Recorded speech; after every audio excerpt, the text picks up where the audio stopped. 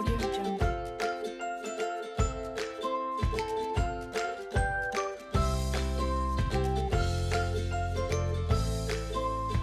Audio Jungle.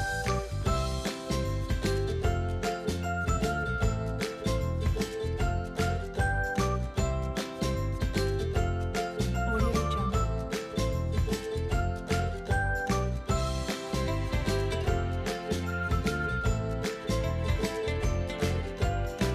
Audio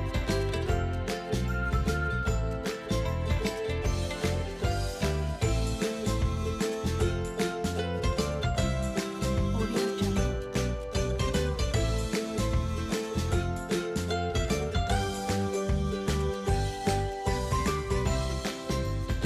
Audio Jungle. Audio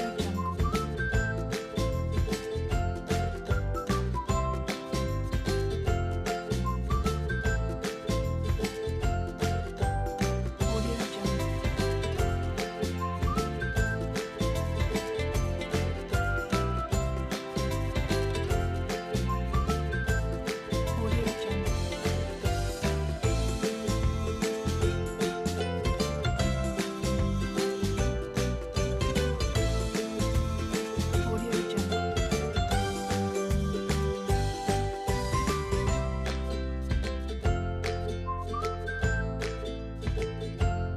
Audio Jungle. Audio Jungle.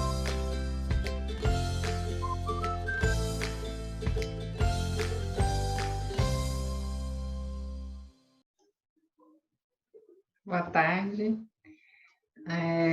Vamos começar agora a nossa série de vídeos sobre a vida do Freud.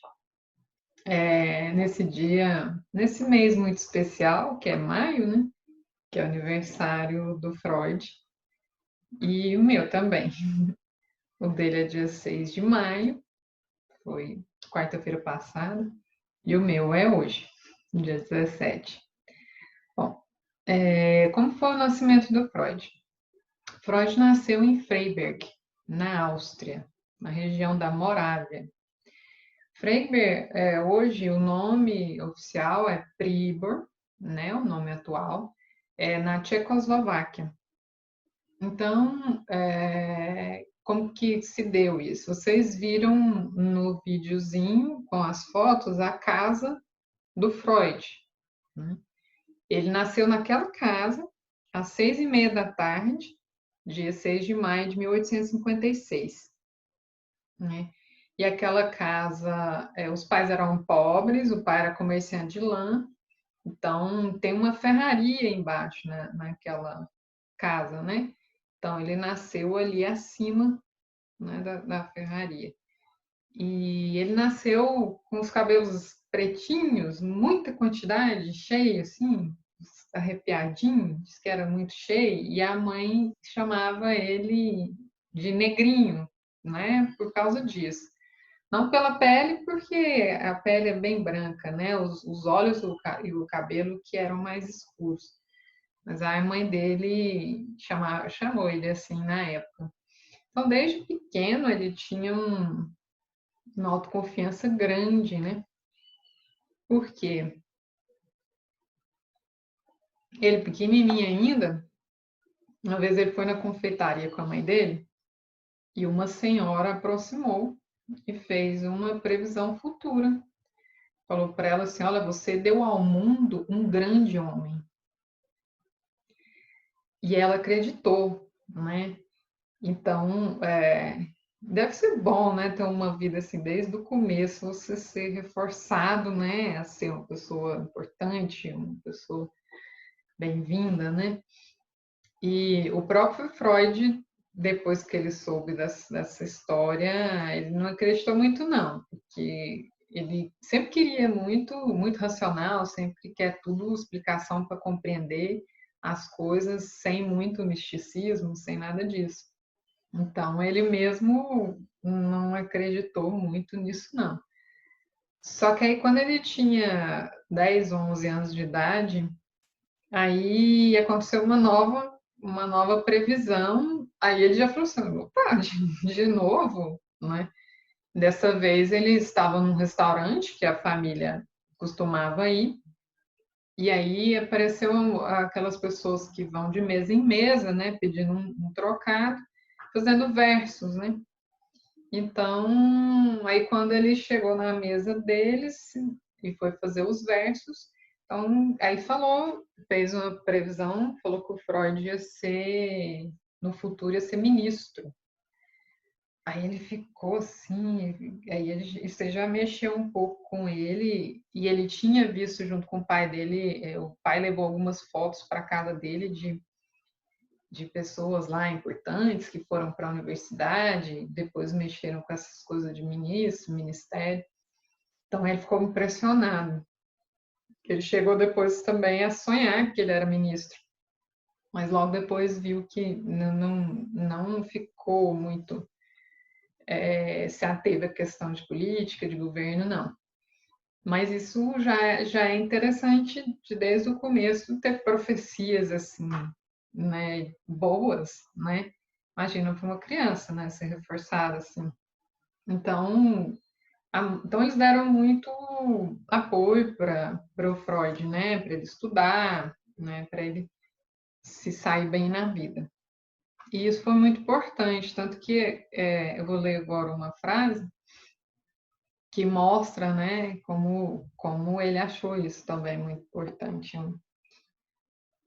Ele escreveu assim que ele tinha o orgulho e o amor maternos pelo primeiro filho, né? Ele era o primeiro filho. A Mali teve oito, oito filhos, né? Ele foi o primeiro, depois ele teve mais sete, ela teve mais sete.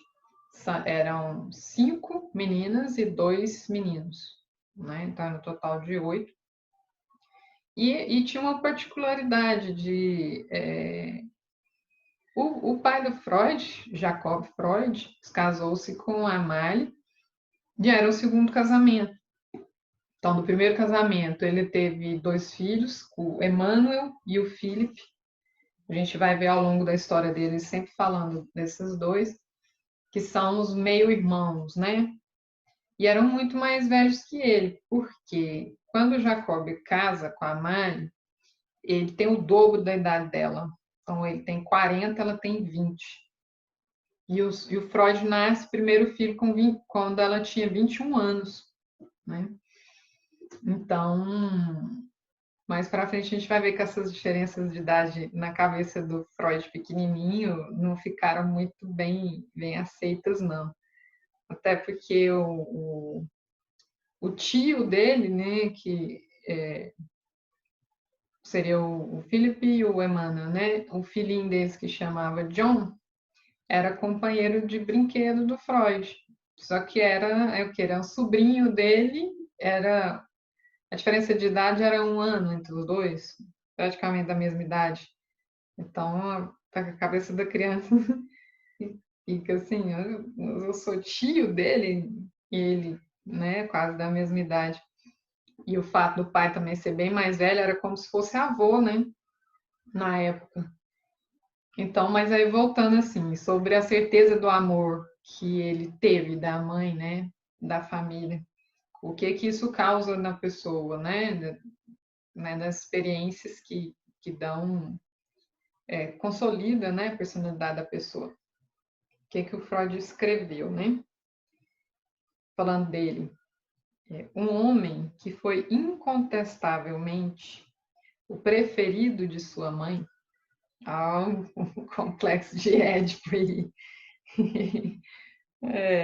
tem por toda a sua vida o sentimento de um conquistador. Essa confiança no sucesso que muitas vezes ocasiona o sucesso real. Então, depois a gente vai ver na teoria de Freud, os 3 primeiros anos são muitos, até os 4, né? É onde se forma a base da personalidade da pessoa. Né? Então, no caso dele específico aqui, tiveram muitas coisas boas, né? Por um lado, as predições, queria ser um grande homem, tudo, a autoconfiança que ele teve, o amor que ele teve da mãe, né? Do pai também, que a gente vê assim, Ele, inclusive, na teoria dele apareceu isso, né? Ele escreveu sobre o princípio do prazer e o princípio da realidade. Ele foi vendo na vida dele é como se fosse assim, o princípio do prazer é o lado do sentimento, uma coisa assim mais prazerosa que ele via que vinha da mãe. O princípio da realidade é você se adequar à realidade, levar em conta as leis, levar em conta, né, o contexto. Já isso quem fazia era o pai, né? Ele que repreendia, ele, né, que fazia essa parte aí.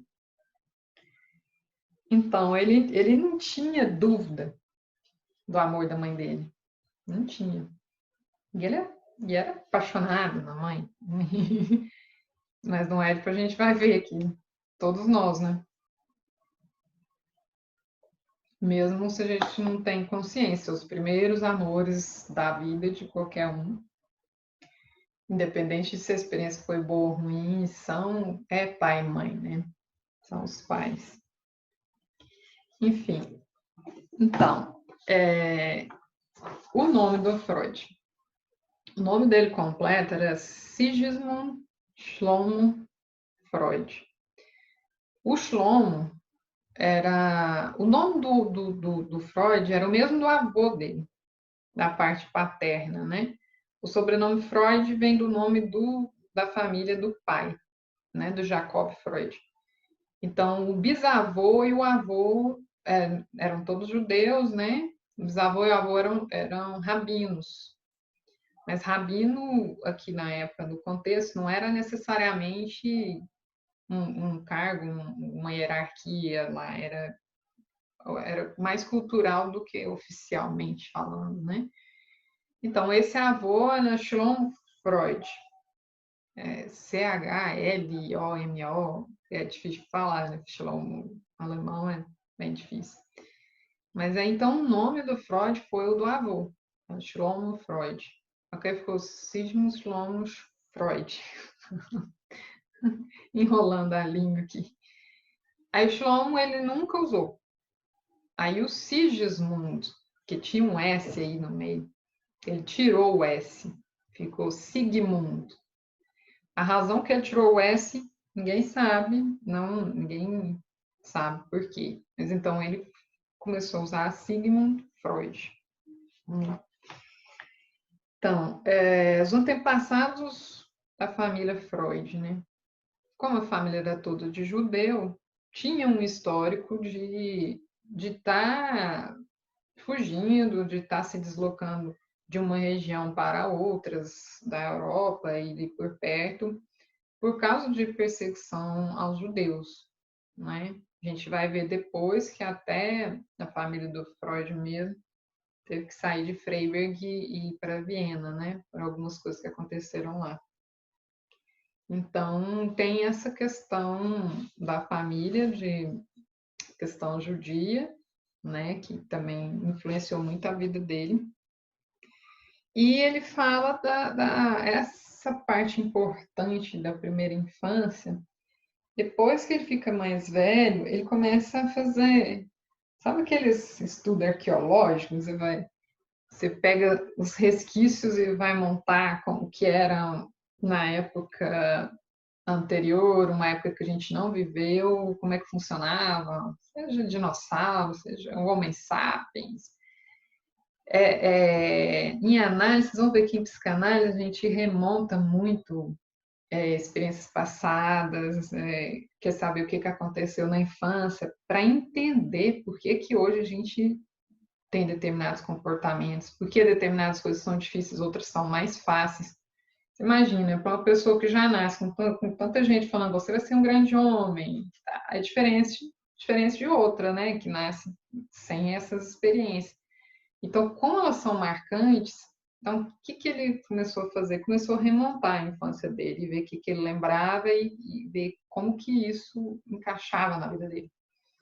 Então, ele foi ver, por exemplo, até os 3 anos, o que é que ele lembrava. Enumerei algumas coisas aqui. Então, uma cicatriz que ele tinha no queixo, que foi originária aí dessa época. Então, ele foi pegar um doce, alguma coisa, né, em cima de uma mesa, ele caiu, bateu o queixo na mesa e teve um corte profundo, teve que dar ponto. E aí, isso virou uma cicatriz depois. Alguns teóricos colocaram que isso podia ser a origem do câncer, que ele morreu com câncer de mandíbula. Então, algumas pessoas pensam, então não tem a ver com essa queda dele de pequeno, mas depois foi visto que não. Ou até porque, quando ele foi fazer barba, ele já estava mais velho, já estava doente, lembrou, né, que essa cicatriz era do lado oposto da questão do câncer, né? Então, provavelmente não tinha nada a ver mesmo. Mas aí ele vai olhando essas lembranças. Qual outra lembrança que ele tinha de pequeno, né? Ele lembrou do pai dele repreendendo ele, porque ele pequenininho queria entrar no quarto dos pais para ver coisa que não deve, né?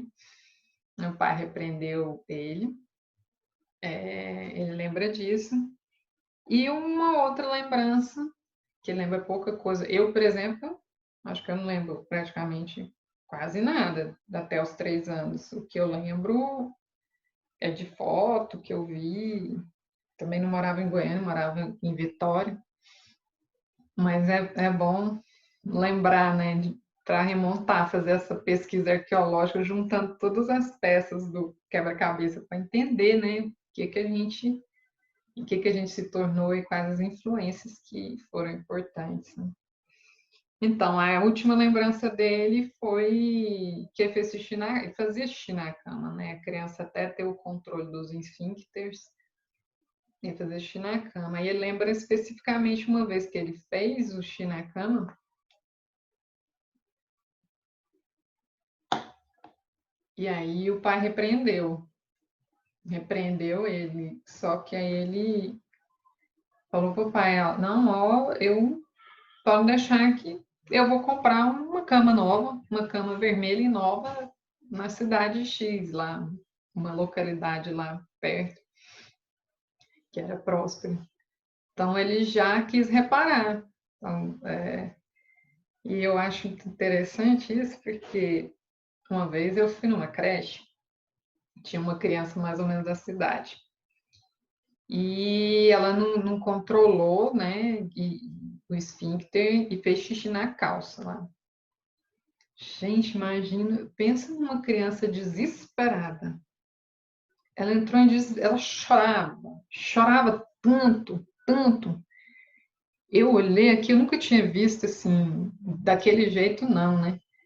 Parecia que ela ou morreu alguém, ou alguém tirou um pedaço do corpo dela, assim, um negócio muito, muito sofrido. E ela chorou, chorou. Aí os pais foram atrás, depois trocaram a roupa dele, arrumaram e tudo. Mas era assim, desesperador. O que o menino deve ter sentido ali foi no. Nossa, você que estava morrendo. Aí para você ver, né? O mesmo comportamento, mas as reações diferentes, né? Então o Freud já falou: não, eu vou comprar outra cama para você. Então, a questão da babá. O Freud tinha uma babá que era velha e feia. Ele falava que ela chamava ela de velha primitiva, uma coisa assim, ele usava para falar. Pré-histórica, né? Velha pré-histórica. E aí, só que ele gostava muito dela, né? Que a primeira infância são os afetos mais queridos. Né? Ele lembrou depois que ele conversava em tcheco com a babá.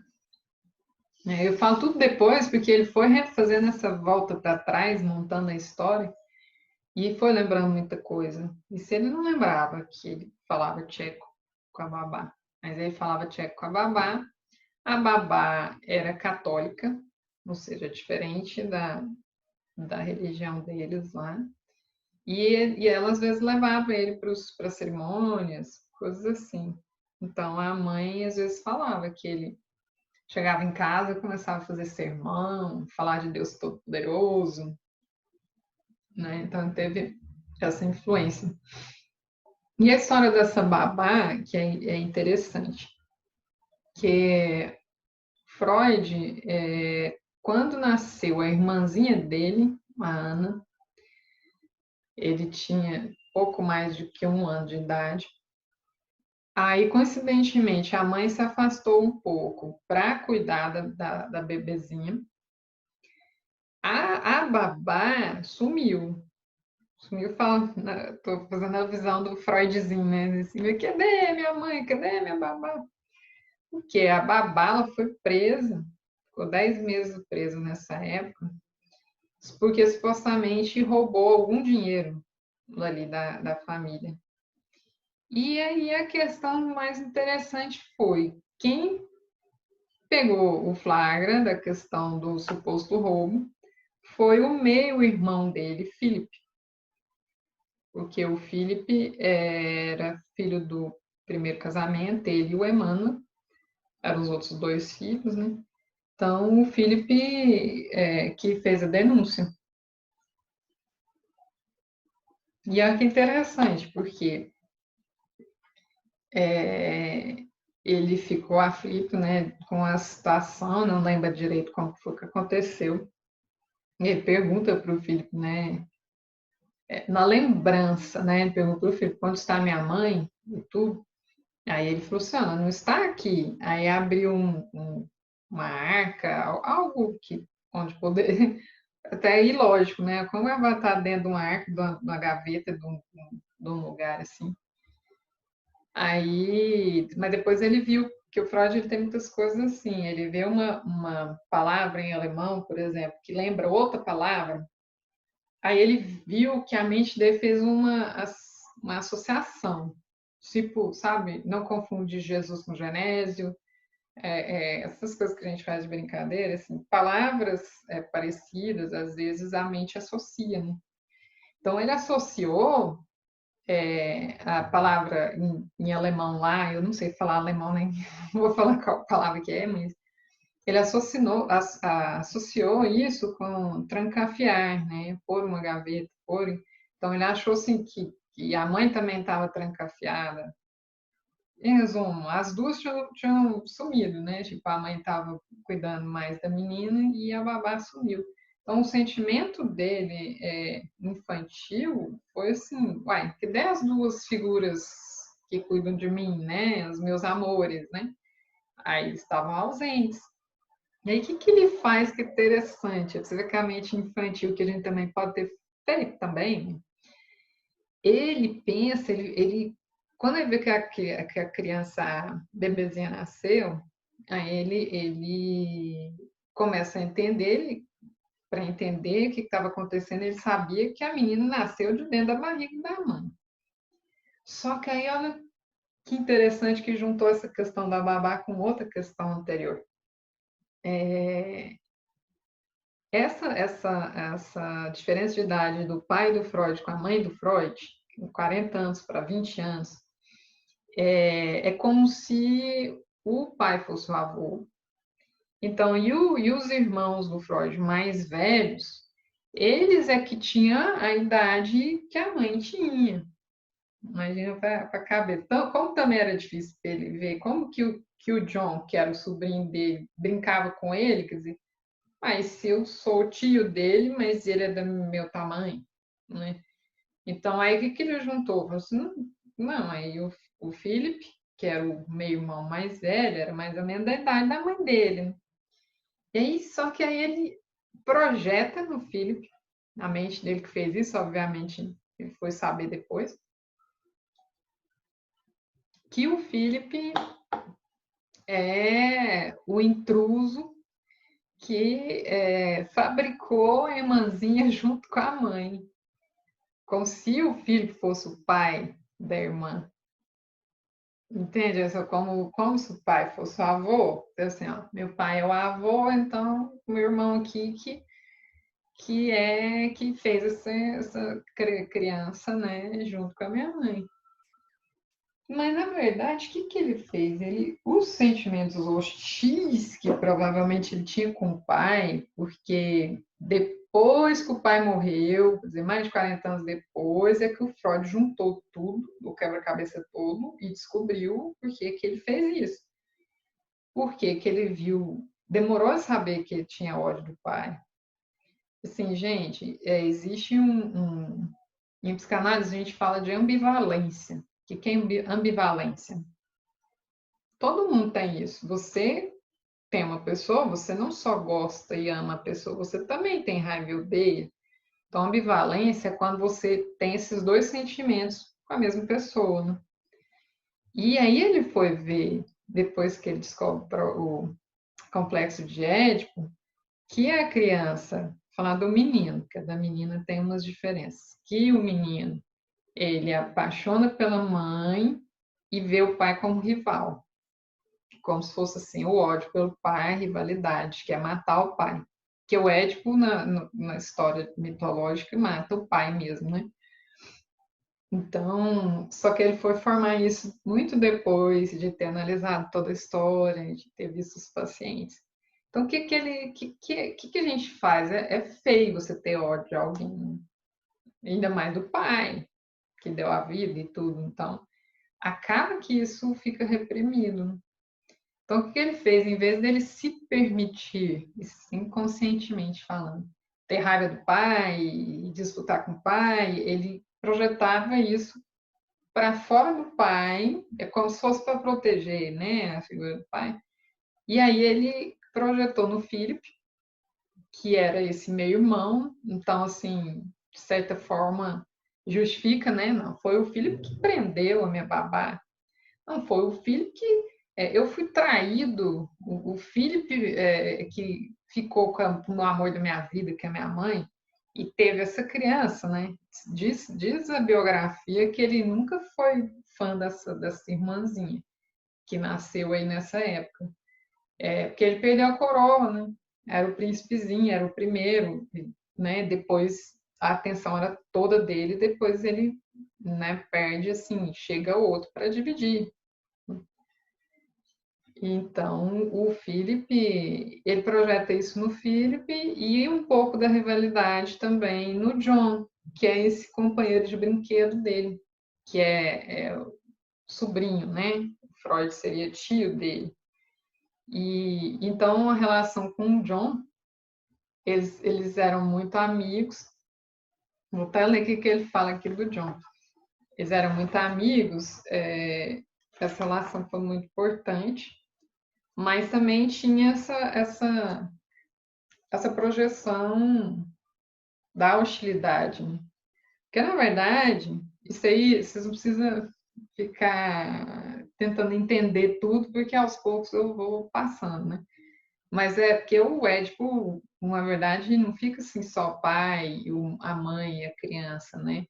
É meio que familiar, meio que uma irmã também tem sentimentos ali, igual que acabou sobrando para o Philip e para o John coisas que eram em relação ao pai.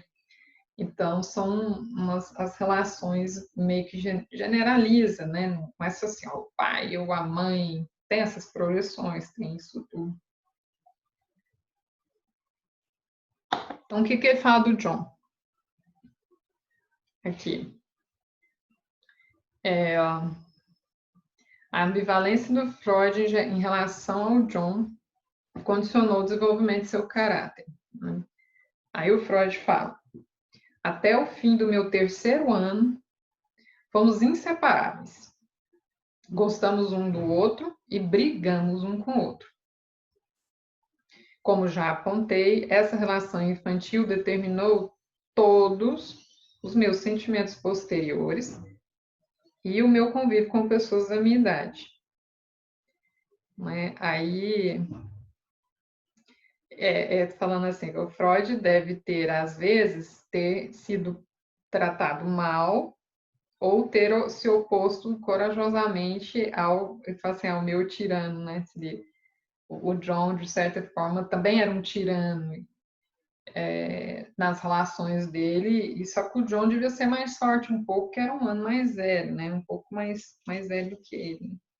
Então ele coloca assim: um amigo íntimo e um inimigo odiado sempre foram indispensáveis para a minha vida emocional. Sempre fui capaz de criá-los de novo. E não foram poucas as vezes que meu ideal infantil esteve tão próximo que amigo e inimigo coincidiram na mesma pessoa, mas não simultaneamente, como ocorria no início da infância. Então, essa aqui é muito interessante. A questão do John, então, coloca para gente assim, quando ele fala só para explicar nessa frase aí que eu criei de novo um John na vida dele, né? Seja nos outros homens que ele conviveu no trabalho, seja qualquer outra dificuldade, é a questão assim, é como se os primeiros anos fossem um molde da personalidade, e aí mais para frente aquilo vai repetindo. E então o que ele viveu ali com o John acontecia também depois, né? Ele criou assim, na verdade, como o que aconteceu tende a repetir, aquilo apareceu de novo nas outras pessoas, né? Então, o que são impulsos, né, instintos vividos na infância que tornam a acontecer. Então, essa questão do John foi para ele forte, do filho também, né, dos irmãos. Enfim, por último, queria deixar com vocês uma reflexão pelo seguinte.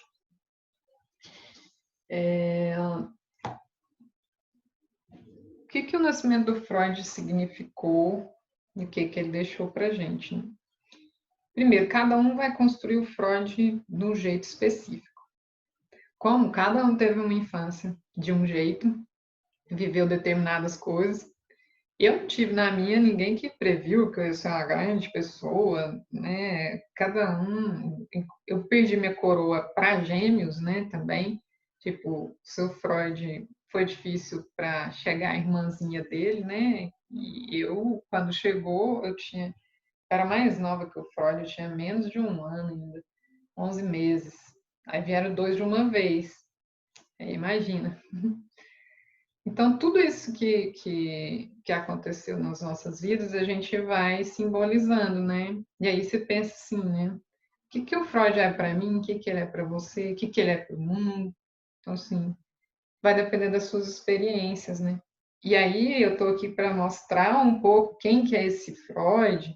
Quer dizer, não é uma pessoa tão diferente das outras. E, ao mesmo tempo, ele é comum, os pais eram pobres, teve todas as dificuldades, mas ao mesmo tempo ele se autoanalisou muito, né? Queria entender muita coisa e a partir da própria pele dele, né, de que ele sentia e que depois ele viu nos pacientes, é que ele foi chegando perto do que ele não queria nem ver.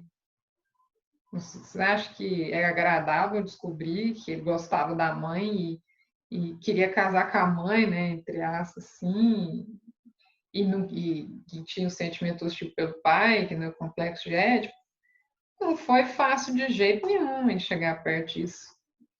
Então ele teve que fazer muita arqueologia e ser o que eu acho mais importante de tudo, que é o Freud até para mim, né? Ele foi muito honesto com ele mesmo. Então ele sentia alguma coisa, ele sonhava alguma coisa ali atrás e mesmo que aquilo assustasse, ele encarava. Ele encarava e falava assim, não, se é a verdade, então é isso aqui. Algumas coisas da teoria dele ele reformulou depois, mas assim, era muito honesto com ele mesmo, né? O que é muito fácil a gente dar uma desculpa, né?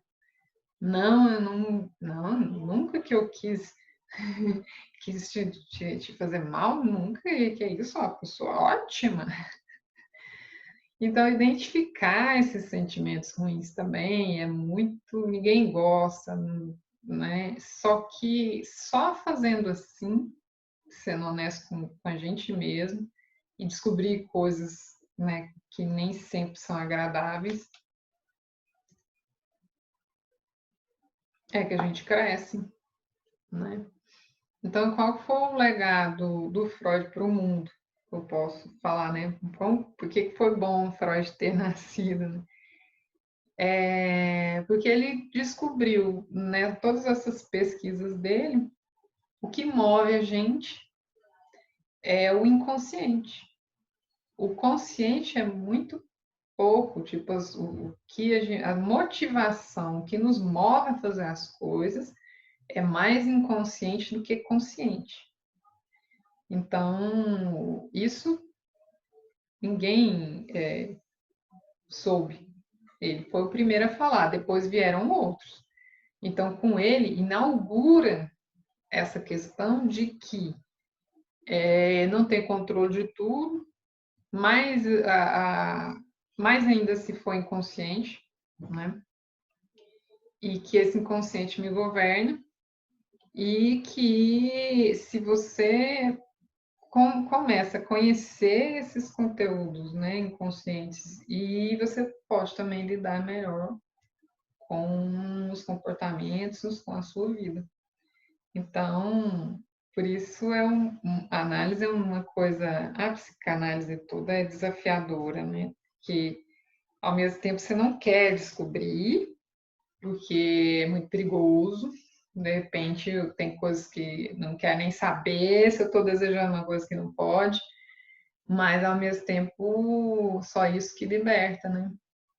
Então, colocar em palavras o que você não sabe ainda, ou que você sente e não sabe, é um passo para ter uma autonomia.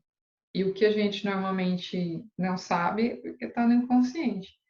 Então, o Freud inaugura, nós vamos ver depois na teoria, inaugura essa questão do inconsciente, que é uma das coisas mais importantes em termos de comportamento, né, para se entender um comportamento. E ele fala que o material mais rico de todos para poder entender, chegar perto disso, do inconsciente, são sonhos. São os sonhos. Analisou muitos sonhos, né, dele mesmo. E fica uma dica aí, né? O que seus sonhos estão te dizendo, né? E para a gente refletir também, né? Como foi a nossa infância, o que a gente lembra, o que não lembramos.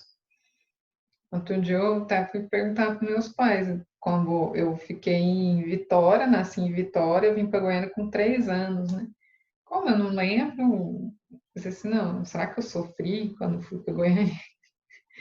Porque o Freud tem uma história, vocês vão ver depois, né? Que ele não gostou de sair da cidade dele, não. Ele não gostou muito, não. Então, mas aí meus pais falaram que não teve muita resistência, não, até porque Goiânia tinha muita família, avó, primo, lá em Vitória não tinha. Mas enfim, então esse foi uma pequena amostra do começo da vida do Freud. Nós vamos seguir com as histórias dele e para você tentar entender melhor, né, quem que foi Freud e o que ele trouxe para a gente. É isso. Grata pela atenção de vocês e até a próxima.